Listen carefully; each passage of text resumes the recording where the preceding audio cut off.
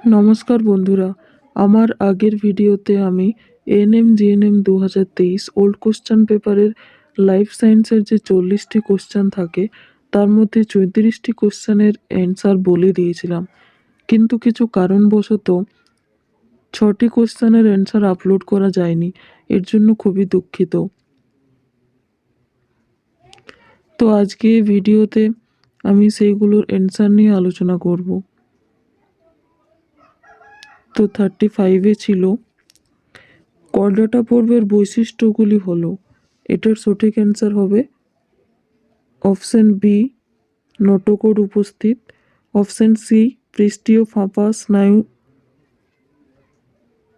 রজ্জু উপস্থিত। আর option D, গলবিলের ফুলকা ছিদ্র উপস্থিত। 36-এ ছিল জেড ডিএনএতে নিম্নলিখিত কোন বৈশিষ্ট্য বা বৈশিষ্ট্যগুলি বর্তমান। এটা সঠিক অ্যান্সার হবে অপশন এ, হেলিক্স বামাবর্ত।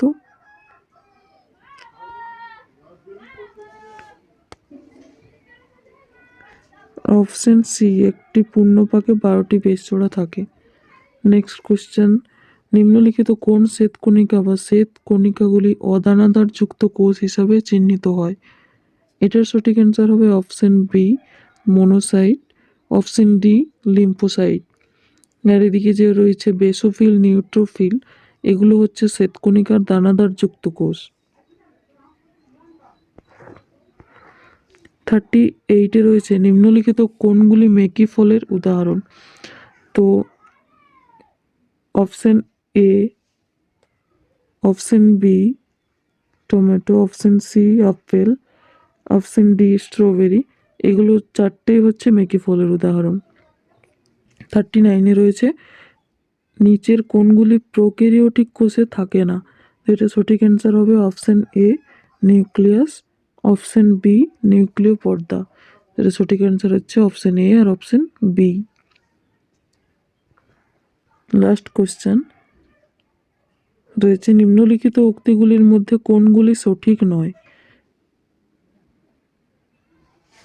তো এটার সঠিক অ্যান্সার হবে অপশন সি, প্রোল্যাক্টিন পাচনে সাহায্য করে।